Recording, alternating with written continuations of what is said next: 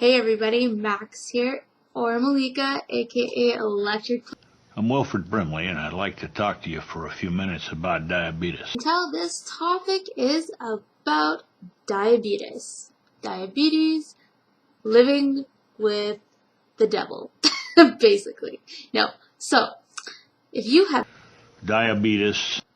Anyways, guys, welcome to my very first Let's Talk About It. This is just going to be a vlog series where I talk about in-depthly about certain subjects, whether it's about myself or other things that are going on in the world, more in-depth things than just a vlog. So I decided after a couple of people asking, do this, talk about your diabetes. So I decided, that is something that probably should be talked about, I guess. I am a type 1 diabetic. I've been a type 1 diabetic since I was about 4 or 5 years old. I was diagnosed in 1996. I was born in 1992. I am going to be 24 years old in November. So I've been living with diabetes for a pretty long time. I'm really bad at math. So I think about 19 years or so, almost around to that 20-year mark. Yes. Anyways, so type 1 diabetes, what is it? I can give you a very long explanation about what it is, what it has to do with, but if you don't know already, there's this little thing called Google that you can, no, I'm kidding. So diabetes is basically your pancreas, which creates insulin, and insulin is used to let your body. Basically, I'm going to cut right here and continue. Take one. So yeah, type 1 diabetes. So what type 1 diabetes is when your pancreas isn't creating enough insulin to get to your bloodstream. And insulin plays a big role in helping the sugar, which is a major source for your energy, for your muscles and other tissues. So the insulin enters your cells. Without enough insulin, your body begins to break down the fat that your body uses for fuel. So it begins to break down fat as fuel, which is not good. And because of this process, if you do not have enough insulin in your body, you go into DKA, diabetes ketone acidosis, which is when your body doesn't have enough insulin. It's not producing enough insulin. You're not giving yourself insulin. So it's when your body produces a buildup of acids in the bloodstream called ketones, and eventually leading to diabetic acidosis if it is untreated. It is very important that you treat it. It is very important that you take your insulin, you count your carbs. But in all reality, a lot of people have trouble with this, and I'm one of them.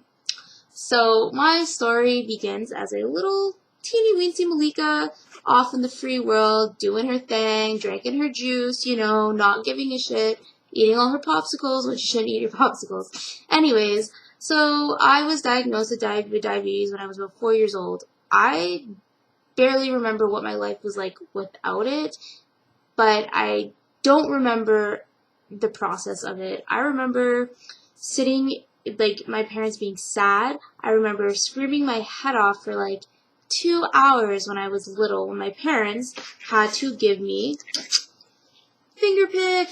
Yeah, that wretched thing. This is what scared me. That sound terrified me because I knew blood was going to come from my finger. As you can see.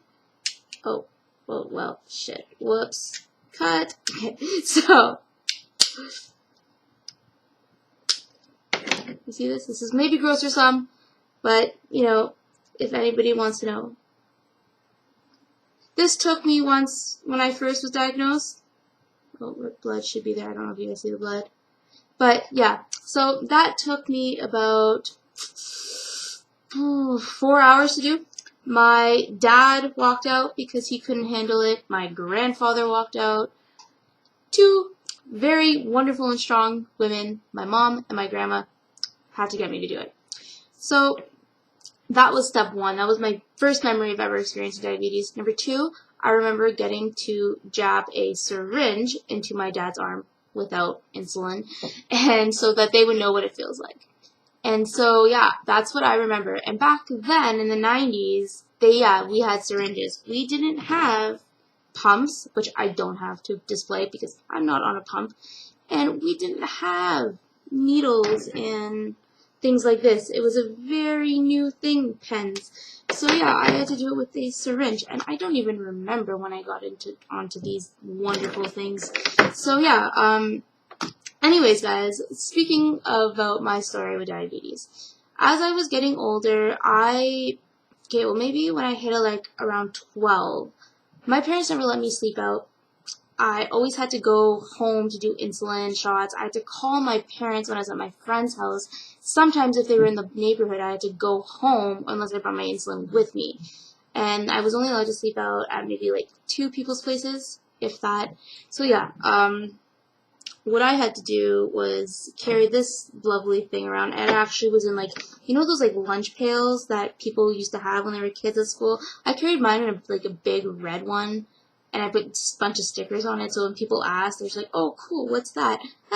That's where I keep my shots when I have to shoot up, basically. Okay, so, anyways, yeah. So as I got older, I didn't really take care of myself very well. My mom knew everything. She had that shit on lockdown with my diabetes. She knew how many carbohydrates I always had to have. She knew when I had to take my insulin, how much units of insulin I had to take, what type of insulin. Yes, there is long-acting insulin and slow-acting insulin. One you take throughout the day, and one you take whenever you eat, or whenever you have to, according to what you're eating, according to your blood sugar. There's a long, complicated process that I'm not going to go into because you can read a book about it. Or simple Google, your best friend. Anyways, so yeah, as I got older, my mom had to go for chemo because she has MS. It's a different multiple sclerosis. That's a whole other story that I will talk about, and I'm going into that. So, not in this vlog, or let's talk about it in my next one. Anyways. Yeah, so like I was saying, I didn't take care of myself, and I became very rebellious against my diabetes. I became very rebellious against my own body. I hated my diabetes, and in my mind, I pretended I didn't have it, and that got really dangerous sometimes to the point that I almost died. I almost died more than once, actually. I almost died, I think, 3 times. Not something to brag about, actually. It's kind of scary, really scary, for everybody who cares about you and yourself when you come out of it and kind of realize what the fuck happened. So, and what the fuck your body is capable of. That this disease has taught me nothing but what my body is truly capable of handling, and it is a machine. I don't know how I'm still standing today. So yeah, basically, growing up, I didn't do my needles. I ate tons of sugar, and people say, "You're diabetic. You're not allowed to eat sugar, are you? Or you shouldn't be having sugar." Fuck yourself. I can eat as much sugar as I want as long as I take magic tool. But it's not recommended to go pile in 3 cans of pop and tons of Halloween treats, but hell yeah, I did it because I didn't care. I did not care about my diabetes when I was growing up. So I hit, there was many times when I was in the hospital because of it. 2 high blood sugars. My parents, why the hell aren't you taking care of yourself, Malika? Take care of yourself. We're trying our best to help you. Did I listen? No. Doctors, what the fuck are you doing? Take care of yourself. You're gonna die. Your heart's gonna stop. Your kidneys are gonna fail. Your liver's gonna die out, even though I don't drink that often. And then yeah. I tried to commit suicide through diabetes and ended up in the hospital and told the nurse that I did this to myself. and she didn't understand until I told my doctor I tried to kill myself through diabetes. That didn't go over well with my mom, and that didn't go over well with the doctors. I didn't end up institutionalized, but I did have to go through a long, drawn-out psych evaluation. I had to go through counseling, and yeah, I didn't end up getting on medication or anything for it. It just, like, it happened, though. It did happen, and my body would. There was another occasion, and this was the scariest one. I woke up in the hospital with a tube attached to my leg, with a catheter inside me, like 3 different IVs. I will post a picture of the bruises that those fucking monsters left on me. Not the doctors, I mean the IVs.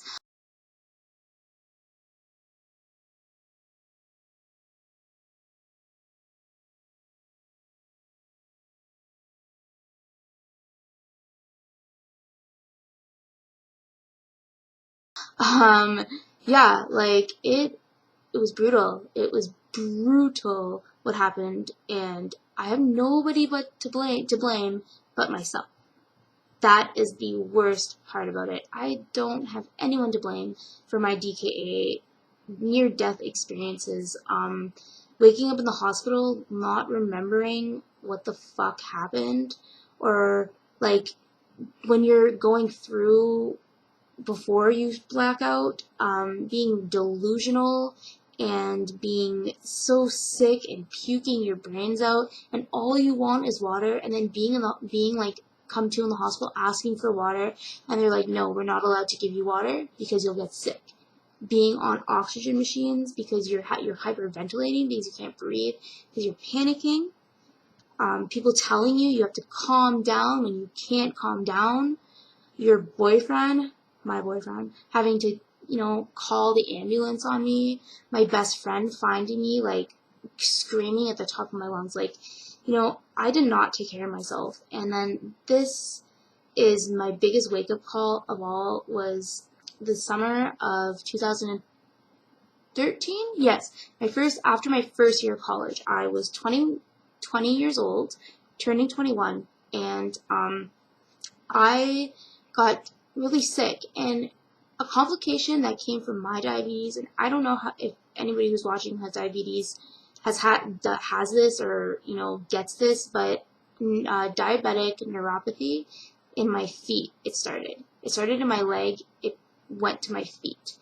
Diabetic neuropathy is when you get pain in your feet because nerve damage. Nerve damage meaning, I'm sure so many people have heard about diabetes, people getting their feet cut off. And yes, I still have all my feet and toes intact, and fingers, and all my limbs are my limbs. But, anyways, I ended up losing a lot of sensation in my feet, and this neuropathy spread to different parts of my body. My back there was, like, when I was sick, it started off with chest pains, and then it started off with my bladder being so full that they had to put a catheter in me, and I had to go home with it. Like, talk about ball and chain. That summer was gone. Like, not just because I had a catheter, I didn't have it all summer, but, I went into the hospital. They doped me up with T3s thinking that was going to help. That did nothing. They doped me up with morphine and then took me off of morphine completely. My doctor tried to prescribe me oxys. My doctor tried to prescribe me fentanyl. My doctor tried to prescribe me a repeat prescription of T3s. Like, no. And you want to know what helped with the pain after a long time of, like, learning how to accept it and deal with it? Was pot. The simplistic plant that I will promote. I'm not even a pothead. The one thing that helped me was pot. So, anyways, I was in the hospital. I was so depressed. I wanted to die, basically, because of the pain this summer that I went through. And on top of this pain, I wasn't eating. I developed a diabetic complication that some people get from diabetes, or I shouldn't even say a diabetic complication, a complication or a condition called gastroparesis, which can come from diabetes. It's when your digestive system is 10 times, or like a higher amount slower than a regular digestive system. So I was basically like eating, like, I was living off of juice pretty much, like juice boxes, Minute Maid juice boxes. I can still drink those like crazy, but I was living off of those pretty much, and like a spoon of like Jello and half a piece of toast, and like little things. Like, I was a big veggie eater. Like, I was 150 pounds, give or take. Okay, like I wasn't skinny. I was, I wasn't fat. I was, I have chunk. I have chunk now, as you guys can see. I'm a chunky girl, and I have no shame. Nothing wrong with that. I'm not saying anything is wrong being chunky, okay? I've struggled with, self-esteem issues my whole life. I'm not an insecure person. I have always struggled with that. So I was 150 pounds, give or take. I'm like 5'2". My BMI is probably a little bit over, or a lot over. Who knows? I'm not a health practitioner.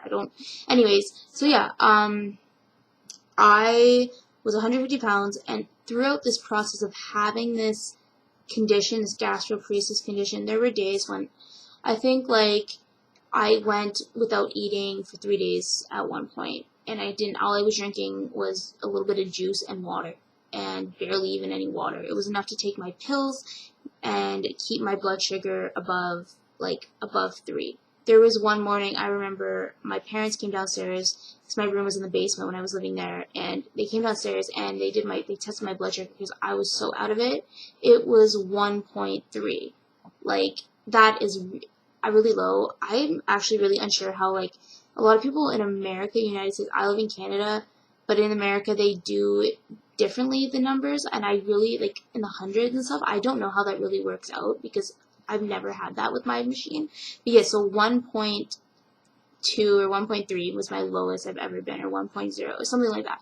I was crashing. Like, my parents were freaking out. They were giving me sugar. They were like, they almost called the ambulance, and I finally came to after, like, I don't even know how many juice boxes,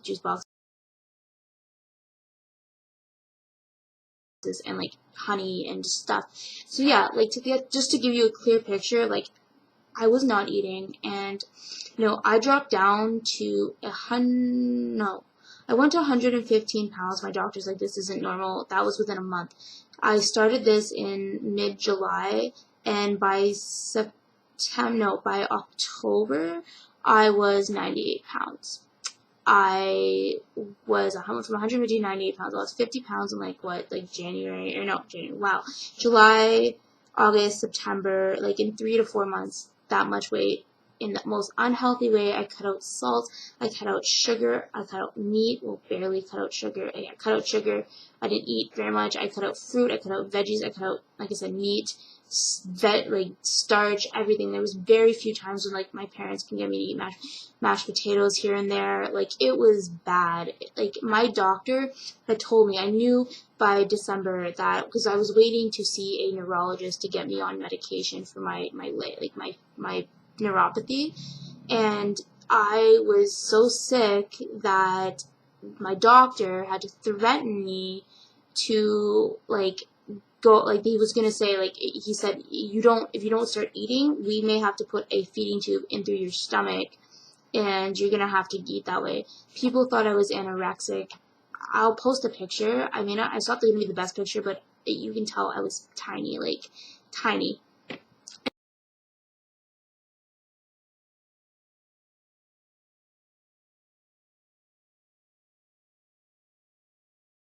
And truth be told, I'm not that tiny anymore. I have gained the weight back. I am healthy, and people always have to remind me, like, when I get down about my weight, they're like, I say, oh, I wish I was so tiny. I was never that small of a girl. I was, like, I didn't work my ass. And like, what was worse was some people were like, did you work your, like, good job, Malika, like, congratulations, you're tiny. Like, people thought I worked out for that, and like, sometimes I would correct them. Like, sometimes I'd be like, no, like, I'm sick. It wasn't because I worked out. It wasn't because I busted my ass at the gym for this or ate really healthy and, stuff that I wish I know I have the dedication to do it now that I've learned about diabetes and learned about nutrients and everything that's important to, like, what's supposed to go into my body. I've learned, and I know if I want to become small, I never want to become that small again. I know that I have to, what I have to do. Hard work and determination. It will pay off, and I've seen it pay off many times.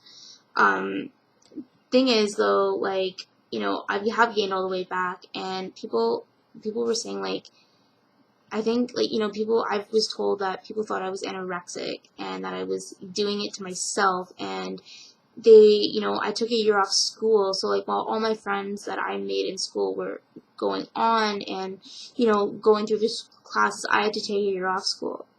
And, it was really, I was very depressed. I wanted to die. I wanted to kill myself. I did not want to live. I screamed in the middle of the night. My parents had to listen to me. My parents had to hold me and tell me it was going to be okay. Sometimes they did, sometimes they didn't. A lot of times, my father threw it in my face, which was a really big slap in the face. Again, he threw it back at me, you did this to yourself, like, you deserve this is what you get, it was really fucking terrible. I don't speak to my dad anymore anyways, not because of that, but because of other stuff. It was, like, it was some of these just really most horrible experiences, and, like, pain changes a person. Pain will change you. It will make you a different person. I am different from how I was before to how I am now. Not in a bad way. I am a better person because of what I went through.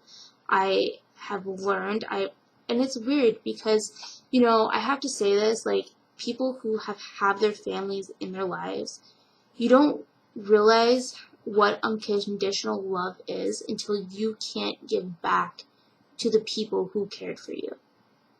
I love my mother to pieces, especially after everything that she did for me through this whole time.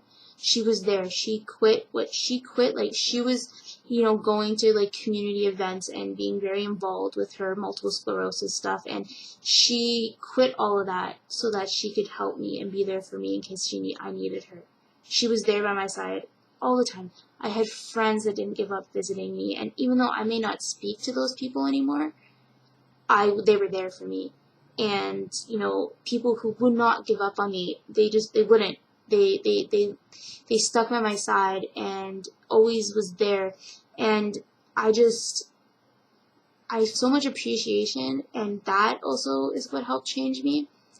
Eventually, I am better now. As you can see, I am not 98 pounds, and I am not, stuck in my bed sleeping for 12 hours at a time so I can forget the pain, and, forget all the stuff that's going on. There is a light at the end of the tunnel for people.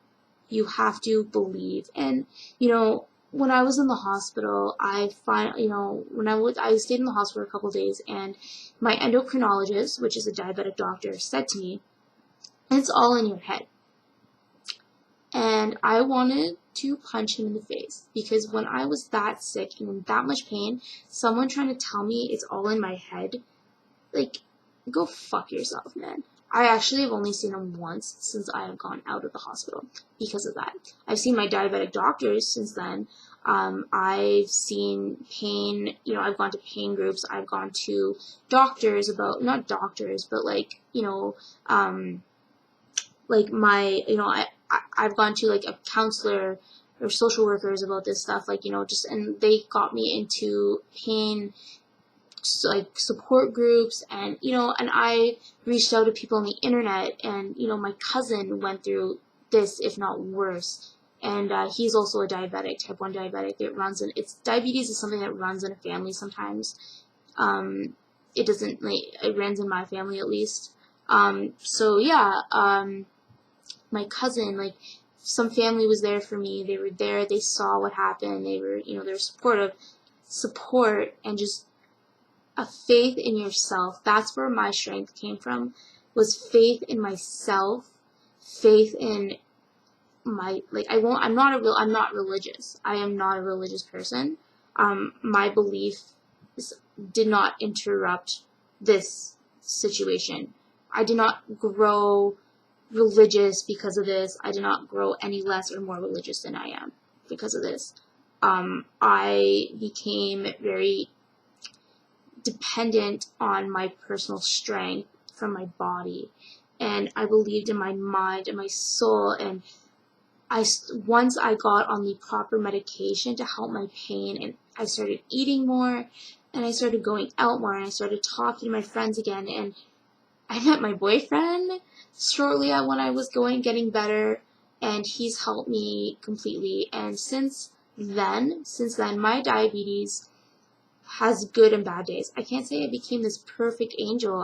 I'm still working to get my A1C down so I can get onto a pump, which helps a lot of diabetics. When they first are diabetics now, when they're first diagnosed, I believe they are on a pump right away. I have a couple of friends that are on one. I have friends that have been on one, went off of one. Then I have friends that won't go on one and can't get on one because they have issues like me. So I'm working hard.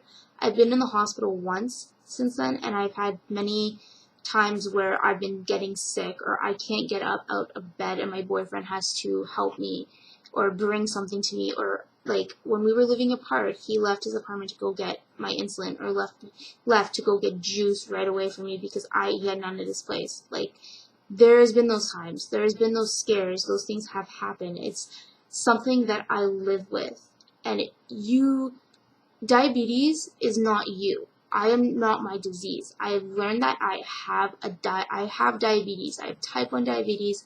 It is my life.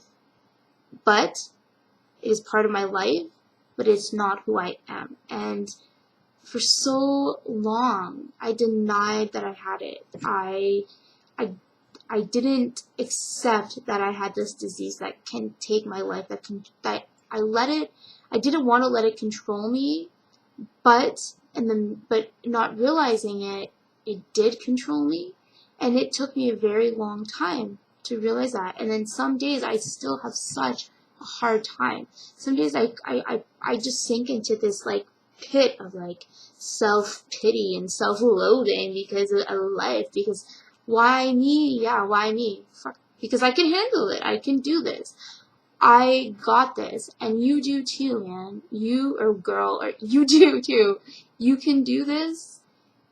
If you are going through struggles right now with your health, your diabetes, you may not get the right support from your family or your friends or your boyfriend. And like, when people say there's a couple of pet peeves that people say to me, oh, I could never do needles. Well, if you're like fucking dependent on it, you would be sticking yourself. You'd be shooting up insulin. I like to call it that. That's my term. Shooting up insulin. If like another one is, are you allowed to eat that? Or what's the difference between type 1 and type 2? Is there a difference? Like, Google, it's there. Learn, books, learn, do your own education. Another one is like, my worst one is like, my parents shove it in my face all the time, like, like, you would this would like, they don't, and they say, oh, or they say, I understand.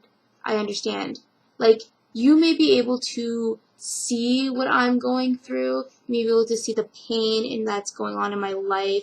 You'll be able to see my anger, my frustration, but you don't understand. Just like, I'm taking social work in school, and that's the biggest thing that, you can empathize with somebody by saying, I can understand, but like, you don't understand. You can understand the feelings that somebody is having, and you can empathize with those feelings. You truly do not know what it's like to have diabetes unless you have it.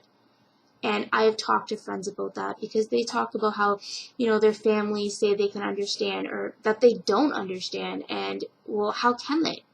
You don't have a disease that is going on like that inside your body. There's no cure for it that is known today. There are many amazing advancements, and, I love to say that I believe that something, if not in my lifetime, in my children's or their children's lifetime, if the world is still around, because all the craziness, let's be real, but in their lifetime, let's leave the cynicism at the door, Malika, please. Anyways, in their lifetime, I believe that maybe there will be a cure. You know, I always give, when I see that, you know, people are donating for JDRF or, you know, the Diabetes Association, I always give money, of course, because it's a really big, you know, it's really close to my heart, obviously. Like you know, like you know, I believe that there one day will be a cure. So, you know, don't give up. Don't lose hope. Don't think that there's no light at that end of the tunnel that seems so far. You know, it's there. It may be a flicker. It may be a fucking broken lighter. It may be, but it's there. It may be a spark. But there is light at the end of the tunnel for you if you want to believe, if you want to, you know, take care of yourself and live a healthy life, have kids. You know, a lot of people say it's hard, like a lot of doctors, I've been told that I've told that I may never be able to have kids because of other issues, but because of my diabetes will make that 10 times harder to be able to even conceive a child. It makes it harder to even carry a child with my up and down yo-yo sugars, you know, things like that. So just have faith in yourself. Let that strength come out in you. You will survive this. And I hope you guys enjoyed this. If you guys stuck around to watch it, like, kudos to you. It's probably pretty long. I don't see how long it's been. But yeah, no, kudos to you. And thank you so much. And if you know me personally and you're watching this and you know the struggles that I've gone through, that I go through, and you've been there through it for me, I love you. Like, you mean so much to me. And, you know, if you know me and you didn't know about this, that I've gone through this kind of stuff, now you know. That's a little morsel of who I am. That's like somewhere in me, you know, mostly in that my pancreas, when I don't, this area. So, like, anyways, yeah, that's a small morsel of me. My dysfunctioning body part that I still for some reason need. Yeah. So yeah, thanks guys. If you have any questions, don't forget to comment and below, rate, like it, or dislike it. Subscribe if you want to see more, maybe not diabetes videos, but, you know, this kind of vlogs and stuff like that. I know it wasn't super educational or informative. It's just an insight from me. So essentially my opinions, in the long run don't really matter. But if you wanna know them, that's just how I'm dealing with my diabetes. And yeah, so I really appreciate all the support that I get, that I've been getting, that I continue to get. And yeah, so thank you guys. I hope you're having a wonderful day wherever you are in the world, whether it's day, night, morning, evening, afternoon, all of the above. I'm having a wonderful time. Thanks, guys. Have a great day. Bye. Oh, I should.